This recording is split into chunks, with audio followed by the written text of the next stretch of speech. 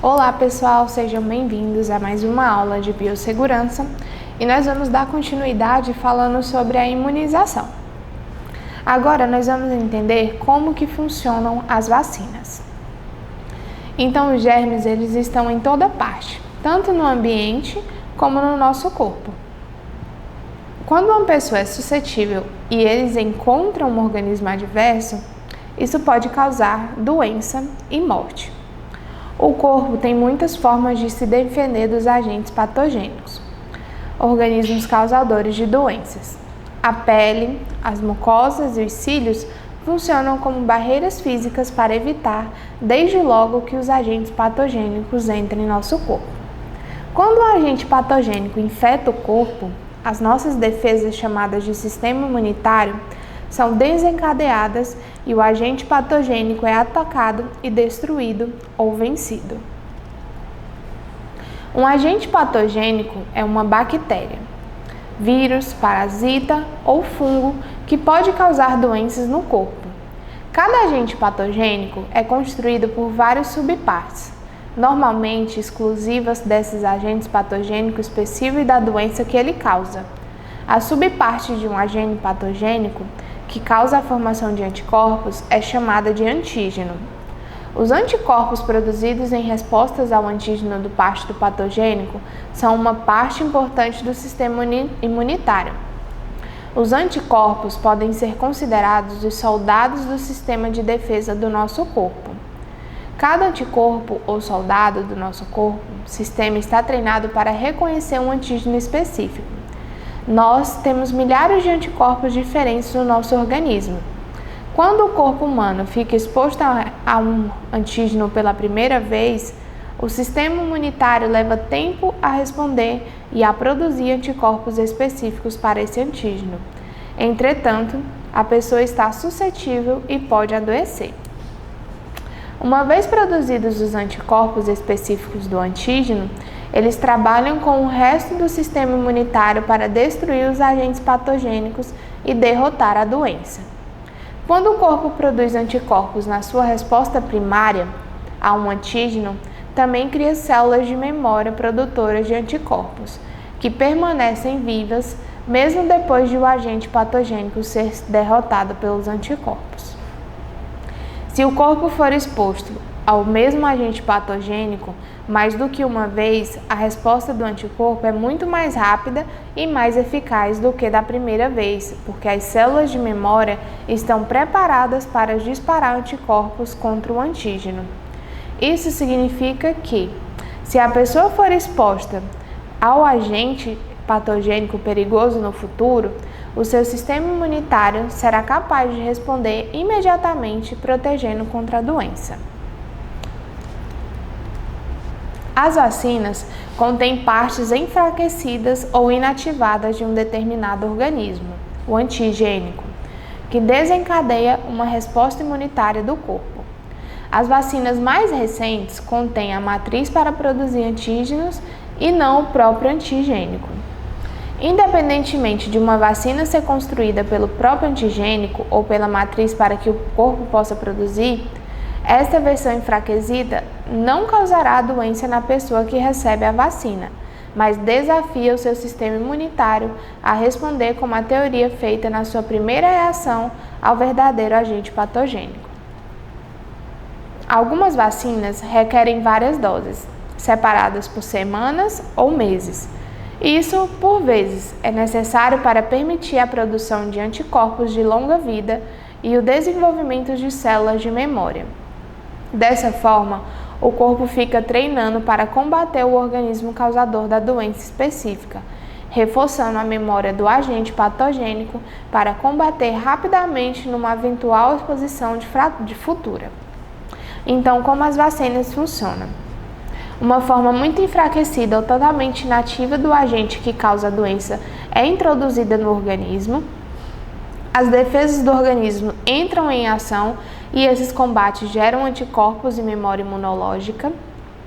Se no futuro o agente ativo da doença atacar o organismo, os anticorpos específicos produzidos pela vacina vão destruí-lo. A imunidade em grupo. Quando alguém é vacinado, fica muito provavelmente protegido contra a doença em causa. Mas nem toda gente pode ser vacinada.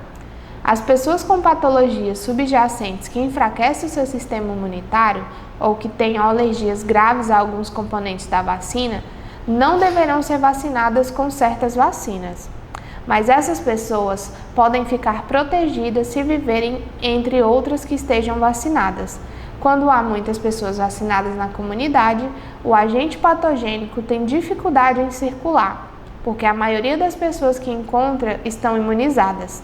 Por isso, quanto mais pessoas forem vacinadas, menor a probabilidade de pessoas que não podem ser protegidas pela vacina correrem o risco de ficarem expostas aos agentes patogênicos periódicos. A isso chama-se imunidade em grupo. Isso é especialmente importante para as pessoas que não só não podem ser vacinadas, mas podem ser mais suscetíveis a doenças às quais existem vacinas. Não existe nenhuma vacina que confira 100% de proteção, e a imunidade de grupo não confere total proteção às pessoas que não podem ser vacinadas com segurança. Mas a imunidade de grupo, essas pessoas terão um considerável grau de proteção, graças às outras da comunidade que são vacinadas. As vacinas não só protegem as pessoas que a recebem, mas também as pessoas da comunidade que não podem ser vacinadas. Quem puder, deve ser vacinado. Então, uma vacina protege um indivíduo. Quando uma comunidade é vacinada, todos estão protegidos, mesmo aqueles que não podem ser vacinados devido a problemas de saúde pré-existentes. Memória imunológica. O sistema imune também tem capacidade de se lembrar das ameaças já combatidas. Por isso, sempre que os mesmos agentes infecciosos entram em contato com o nosso organismo, o complexo processo de proteção é reativado. Em alguns casos, a memória imunológica é tão eficiente que não deixa uma doença ocorrer mais de uma vez na mesma pessoa. Isso ocorre, por exemplo, quando contraímos sarampo ou varicela, catapora, ou quando nos vacinamos contra essas doenças. Mas não é sempre assim. No caso da doença meningocócica, da difteria, do tétano ou da coqueluche, tanto as infecções quanto as vacinas que as previnem não geram proteção para a vida toda. Seja porque o estímulo do sistema imune não é insuficiente ao ponto de produzir uma ótima memória imunológica, seja por ter memória imunológica. É por isso que às vezes precisamos tomar doses de reforços de algumas vacinas. Embora seja muito eficiente, o sistema imunológico precisa de certas condições para funcionar bem, e o tempo é uma delas. Por exemplo, na primeira vez em que uma criança é exposta a um micróbio, seu sistema imune não consegue produzir anticorpos em um prazo inferior ao que o agente agressor leva para instalar e provocar os sintomas. Assim, apesar do esforço da proteção natural do organismo, a criança ficará doente. Por essa razão, as vacinas têm importância crucial. Elas permitem imunização preventiva, o que elimina o risco do adoecimento e das complicações muitas vezes fatais. A eficácia e a segurança das vacinas. A maioria das vacinas protege cerca de 90% a 100% das pessoas. O pequeno percentual de não proteção se deve a alguns fatores. Alguns estão relacionados ao tipo de vacina, outros com o organismo das pessoas vacinadas, que não produziu o sistema imunológico adequado.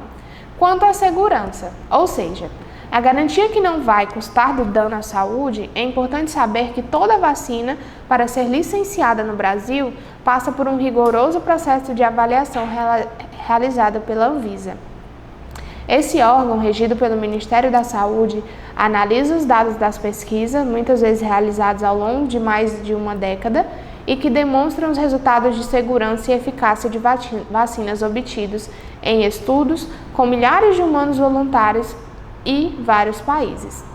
O objetivo é se certificar de que o produto é de fato capaz de prevenir determinada doença e sem oferecer riscos à saúde. Em relação à vacina do Covid-19, em janeiro de 2021, a população na faixa etária de 80 a 89 anos representava mais de 16% das mortes contra o Covid. E esse número caiu quase pela metade em maio, no mesmo período. A morte de pessoas entre 85 e 90 anos passou de 8,97% para 1,42% devido à vacinação. É evidente que a vacinação é o melhor caminho para tudo voltar ao normal. Portanto, a importância da vacinação está diretamente ligada à proteção individual em grupo. Então, por que se vacinar? A vacinação é uma política de saúde em escala populacional que contribui para o quê? Redução dos números de casos de doenças infecciosas em toda a comunidade, uma vez que a transmissão é diminuída, diminuição dos números de hospitalizações, redução das chances do surgimento de novas mutações, redução de gastos com medicamentos, redução de mortalidade e erradicação de doenças. Quais são os tipos de imunização? A imunidade passiva natural, a passagem de imunoglobinas de classe IgG da mãe para o feto através da placenta, a passagem de imunoglobinas da classe IgA da mãe para o bebê através do leito materno. A imunidade passiva artificial, administração de soros com soro antitetânico, administração de imunoglobinas homólogas e heterólogas, como a imunoglobina contra hepatite B. Mas qual a origem das vacinas? A história da vacina iniciou-se no século XVIII, quando o médico inglês Edward Jenner utilizou a vacina para prevenir a contaminação por varíola, uma doença viral extremamente grave que causava febre alta, dores de cabeça e no corpo, lesão na pele e até mesmo a morte. A varíola foi a primeira doença infecciosa que foi erradicada por meio da vacinação. A primeira vacina surgiu a partir dos estudos realizados pelo médico inglês Edward Jenner, que ele observou pessoas que se contaminaram ao ordenharem vacas por uma doença de gado e chegou à conclusão de que essas pessoas tornavam-se imunes à varíola. A doença chamada de cowpox assemelhava-se à varíola humana pela formação de pústulas, lesões de pus. Diante desta observação, em 1796, Jenner inoculou o pus presente em uma lesão de uma ordenhadora chamada Sarah Nelmes, que possuía a doença cowpox, em um garoto de 8 anos do nome de James Phipps. Phipps adquiriu a infecção de forma leve e, após 10 dias, estava curado. Posteriormente, Jenner inoculou a Phipps pus de uma pessoa com varíola e o garoto nada sofreu. Surgiu aí a primeira vacina. O médico continuou sua experiência, repetindo o processo em mais pessoas. Em 1798, comunicou a sua descoberta em um trabalho intitulado Um Inquérito sobre Causas e os Efeitos da Vacina da Varíola. Apesar de enfrentar resistência em pouco tempo, sua descoberta foi reconhecida e espalhou-se pelo mundo. Em 1799, foi criado o Instituto Vacínico em Londres. E em 1800, a Marinha Britânica começou a adotar a vacinação. A vacina chegou ao Brasil em 1804, trazida pelo Marquês de Barbacena. A segurança da vacina do Covid. Milhões de pessoas receberam a segurança da vacina do Covid. Todas as vacinas Covid-19 aprovadas foram cuidadosamente testadas e continuam a ser monitoradas. Como todas as vacinas da Covid-19 passam por um rigoroso processo de teste em várias etapas, incluindo grandes ensaios clínicos que envolvem dezenas de milhares de pessoas. Esses ensaios são especificamente projetados para identificar quaisquer preocupações de segurança. Algumas vacinas Covid-19 foram desenvolvidas com uma abordagem que usa RNA mensageiro. A tecnologia de vacina RNA mensageiro é estudada há mais de uma década. Inclusive, o desenvolvimento da vacina para Zika, raiva e influenza. As vacinas de RNA mensageiro ensinam nossas células a produzir uma proteína que desencadeará uma resposta imunológica em nossos corpos. Como todas as vacinas, a vacina de RNA mensageiro beneficiam as pessoas dando-lhes proteção contra doenças como a Covid-19, sem correr o risco das consequências potencialmente graves e de ficar doente. A tecnologia das vacinas de RNA mensageiro é nova, mas não desconhecida. Os pesquisadores vêm estudando e trabalhando com elas há décadas para outras doenças, como a gripe e a Zika. A vacina Covid-19 foram testadas em grandes ensaios controlados que incluem pessoas de uma ampla faixa etária, ambos os sexos, etnias diferentes e aqueles com condições médicas conhecidas. As vacinas mostraram alto nível de eficácia em toda a população. As vacinas são uma ferramenta crítica na batalha contra o Covid-19 e vacinar é uma das melhores maneiras de proteger a si mesmo e aos outros. A vacina treina nosso sistema imunológico para reconhecer o vírus-alvo e criar anticorpos para combater a doença sem contraí-la e a doença em si. Após a vacinação, o corpo está pronto para combater o vírus, se ele for posteriormente exposto a ele, prevenindo assim a doença. Como as vacinas são desenvolvidas?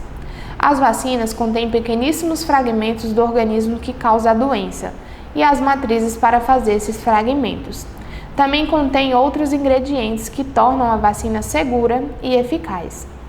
Cada componente da vacina serve um propósito específico e cada ingrediente é testado durante o processo de fábrica.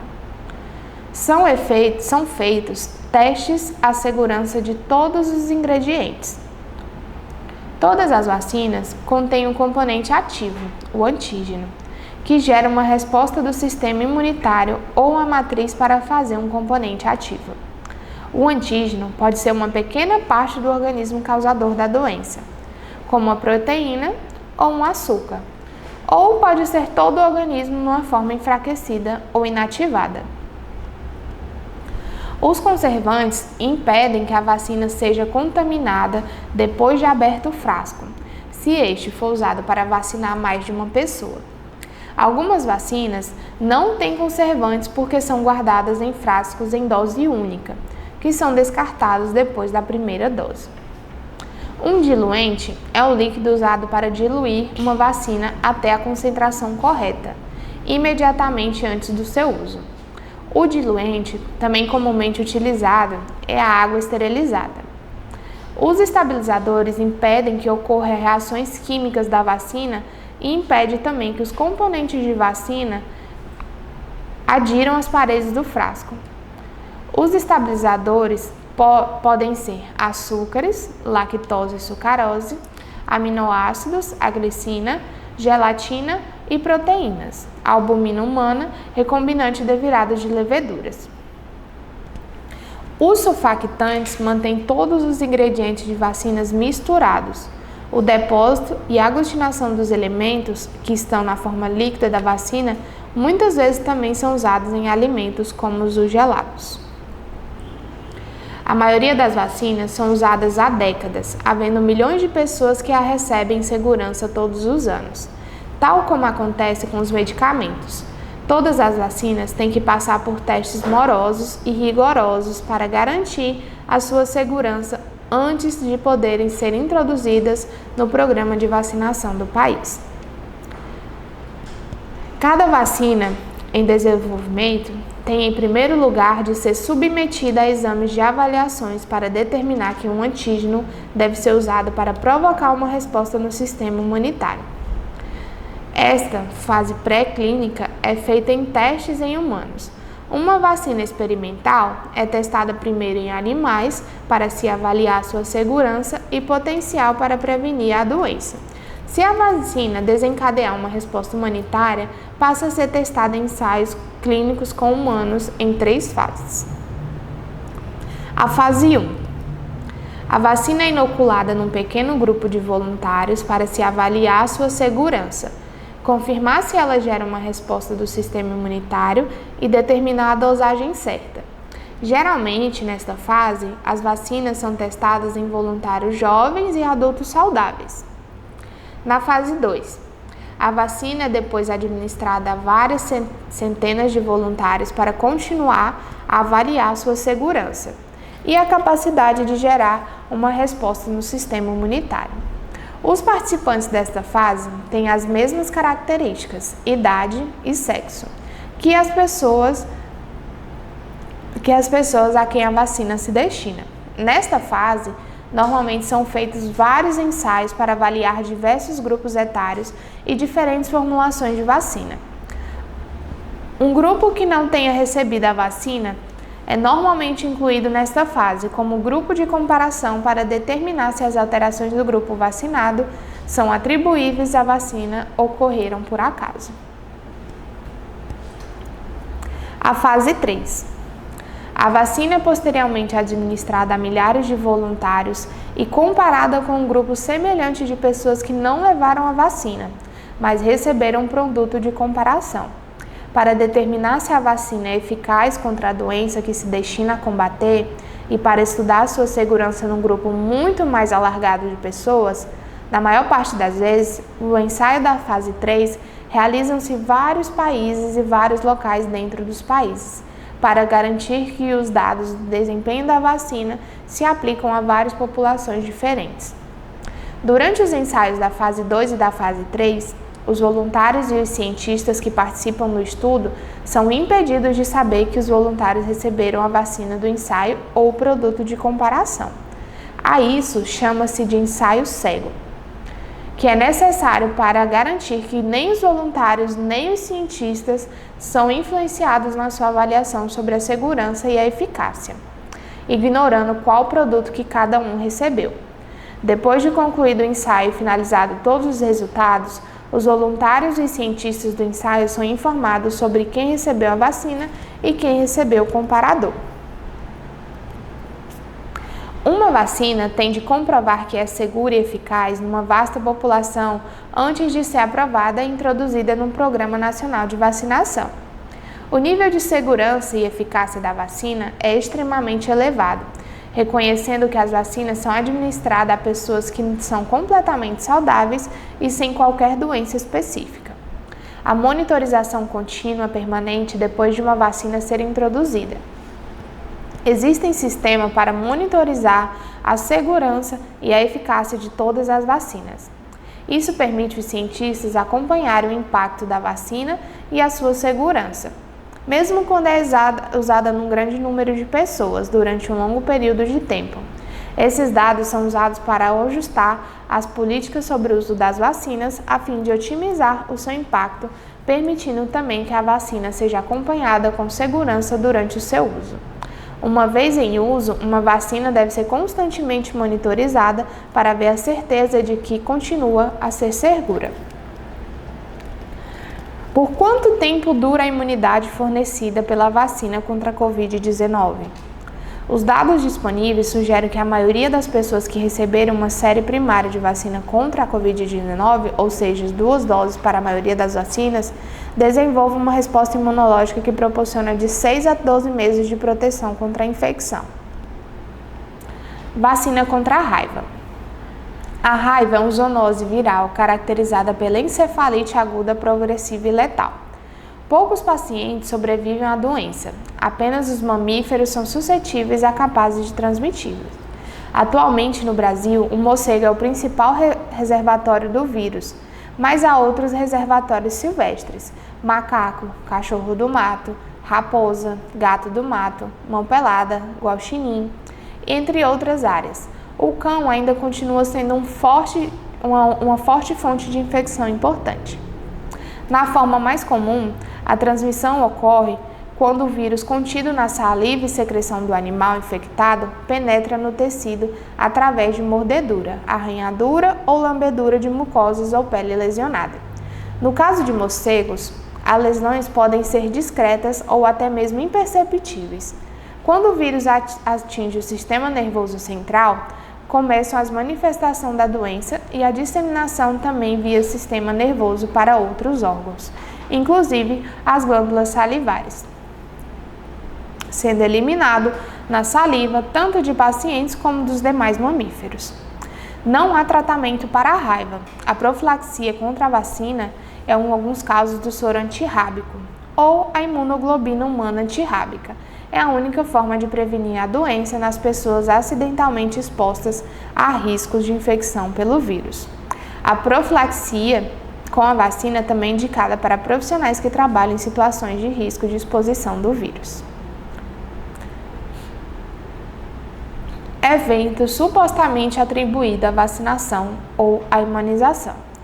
As vacinas pertencem ao grupo de produtos biológicos com excelente perfil de segurança.